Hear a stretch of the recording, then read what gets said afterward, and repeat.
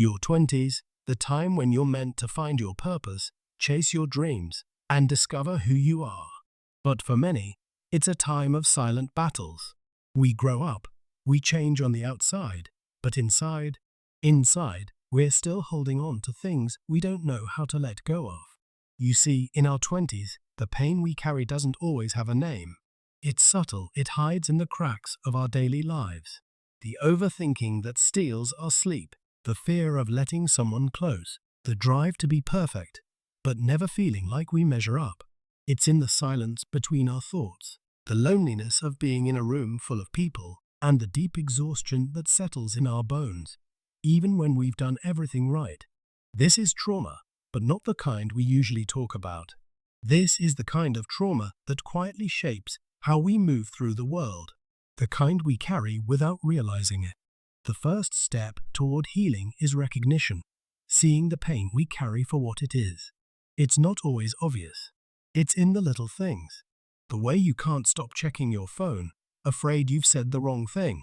The fear that rises in your chest when someone asks you to open up. The imposter syndrome that has you questioning if you even deserve the job you worked so hard for. The burnout that's not just physical, but emotional. It feels like your mind is constantly running, but your body can't keep up. You're exhausted, but there's no obvious reason why.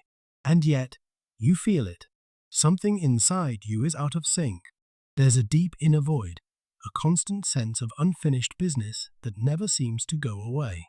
Maybe you never learned how to feel truly safe.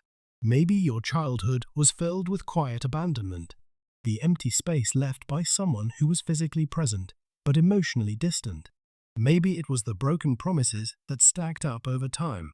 Or maybe it was the silent expectations that you could never fully meet, leaving you with an unspoken belief that you'll never be enough. You thought it would all disappear once you became an adult, but the truth is, it doesn't. It stays with you. And it's only when we start to recognize the ways this pain manifests that we can begin to understand how deeply it affects us. The second stage is reconnection, meeting the wounded parts of yourself, the ones you've hidden away because facing them seemed too painful, too scary. It's a scary thing, to look inside and see all the pieces of you that were never nurtured, never validated, never healed. But healing can't happen until we stop running from ourselves, until we take the time to be vulnerable, to finally face that inner child who never got the chance to feel safe or loved. You might find yourself remembering moments from your past that you've tried to forget. The moments when you learned that love could be conditional, the moments when rejection left its mark on your heart, the moments when you were told to be strong, even though you were breaking inside. This isn't easy work. It requires tenderness, not to punish yourself for the ways you've hurt, but to meet those parts of you with compassion, to say, I see you, I understand you.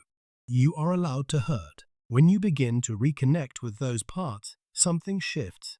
You start to notice the patterns that were born in your past, the ways you avoid closeness, the ways you overcompensate to feel worthy, the ways you silence your voice because you don't believe it matters. And this is when the real magic of healing begins, not by fixing the past, but by acknowledging it, by embracing it.